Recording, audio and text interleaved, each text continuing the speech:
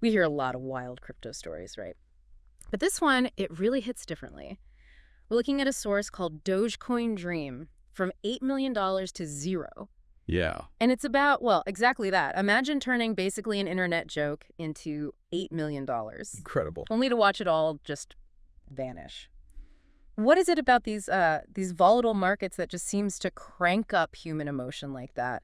Makes stories like Mike's, the guy in our source, so gripping, but also sadly kind of common. That's exactly it. And that's what makes this deep dive so interesting, I think. Mike's story, it's like a perfect case study in behavioral economics, really. Okay. It's not just about the money going up and down. It's a deep look into our own psychology, Yeah. especially when it's amplified by crypto's unique volatility. That mix can really steer your decisions. Right. So our goal here is to unpack that, not just the financial ride, but the crucial lessons about making choices under, well, intense pressure. So the source talks about this guy, Mike, and he wasn't like some Wall Street type, right? No fancy suit or hedge fund connection. No, not at all. Just an ordinary person, a retail trader investing his own cash, and he got completely swept up in that whole 2021 crypto thing. The gold rush, yeah. You know, those Reddit threads going crazy, Twitter hype everywhere, and critically, people like Elon Musk tweeting and moving the market.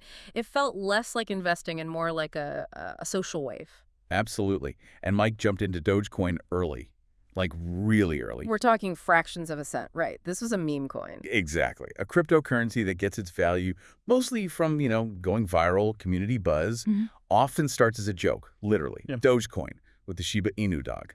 Perfect example. It created this intense FOMO, didn't it? Fear of missing out, Yeah. especially for regular investors. It really did. Because, normal ways of valuing things, they barely seem to apply. It was all about the social energy, the endorsements. It built this powerful psychological loop. So Mike starts small, just $500, but then he adds more. And more again as it climbs. Doubling down. Yeah. Before you knew it, he'd put in over $180,000 of his own money. And then, well, then it just exploded. Took off like a rocket. His crypto wallet. It went from $180K to $2 million, then $5 million. And at the very top, his Dogecoin was worth just over $8 million. $8 million. From a meme. It's almost hard to believe. Looking back, though, was there any point where that Dogecoin hype seemed, actually sustainable? Or was it always kind of obviously a bubble waiting to pop, even to smart observers? Well, analytically speaking, the signs were there. Its value wasn't really linked to any practical use, any fundamentals. Right. But this is where the human side really comes in, and it's the crucial moment in the story. Our source says everyone around, my friends, family probably, they were all telling him, sell some, take some profit. Took something off the table. Exactly. But Mike didn't. He was deep in the story. He believed, in the memes, this whole growing movement, and yeah, in Elon Musk's tweets. So he held every single coin. Every one. It shows that powerful mix of maybe conviction, maybe something else, delusion.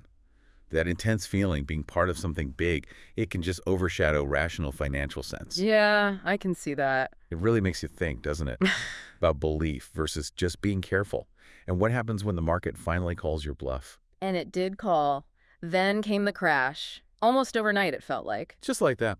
A tweet changes things, the price dips a bit, the news turns sour. You can almost feel that sickening drop, can't you? Oh, yeah. Suddenly, $8 million is $4 million, then $2 million, and it just kept falling relentlessly down under $100,000. Ouch. And Mike, well, he panicked. Who wouldn't? He sold everything at a huge loss, walked away with less than he even put in originally. Look brutal.